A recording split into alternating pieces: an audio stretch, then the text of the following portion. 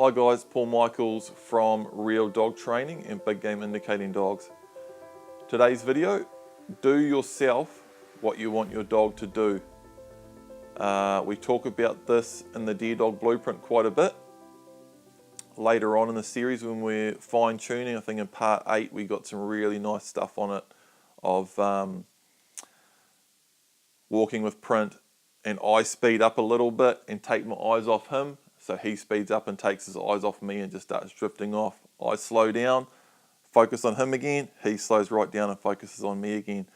And this can be connected to other videos we've made, and we'll put links in the description below on can your dog read your mind, and we've got 4 ways there.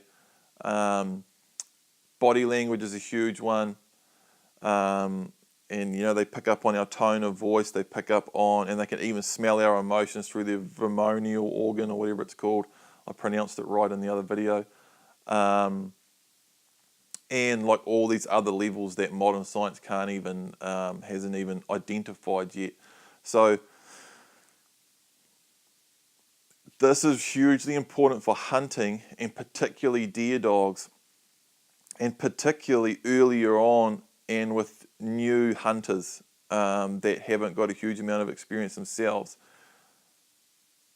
When your dog's taking you in on a deer and you're getting close and you start getting tense and your heart rate comes up and you're starting to get, your body language is tensing right up and you're getting real full on down into the stalk mode and you're all intense, your dog will get intense too.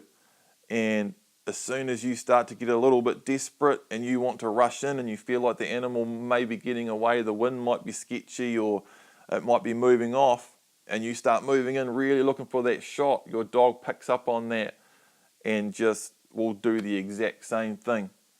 So they'll speed up, they'll get desperate, they'll want to start rushing in, and it's not a good tone and a good way to start a indicating dog off. So dogs are like a mirror. Just whatever you do, they'll do the same, and they don't even have to be looking at you to know exactly where you're at and what you're doing and reflect your behavior. It's quite amazing. You know, they have incredible ears. They have real good peripheral vision. And they're also constantly picking up on everything else. So as soon as you speed up, or even if you're not moving and your mood starts to change, the dog knows and it will get excited and intense and full on. So you really need to focus on staying relaxed yourself and calm. And when you're starting and indicating dog off, if you start getting in close to an animal and things get a little bit dicey and the animal might be about to wind you, or it may have seen you, and yeah, you might be able to quickly scramble forward and get a quick shot and rush it and get all intense like that. And your dog will pick up on that. And it's even worse if you rush forward or do something rash and you actually shoot the deer and your dog succeeds while you're in that tone. Then you're training your dog that that tone is what gets the result. So it will repeat that. Dogs just repeat whatever works well, whatever gets the positive result. You're better off just to stay nice and calm and controlled and slow. And even if the deer does move off, just calmly take your dog over and start tracking it. Now you're training your dog to stay calm. You're training it to track the animal. And if you can get back in on that animal calmly and slowly and get the shot, then that's perfect.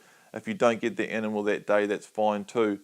We'll talk about all this in the blueprint and in other free videos that we've made. But it's all about just staying calm and do yourself what you want your dog to do, and what you want your dog to do in the future. You know, what you do now is setting up the patterns for the way your dog's going to act in the future. So do yourself what you want your dog to do, stay calm, and it'll all get a better result in the end. Paul Michaels from Real Dog Training, Big Game Indicating Dogs. We'll see you next time.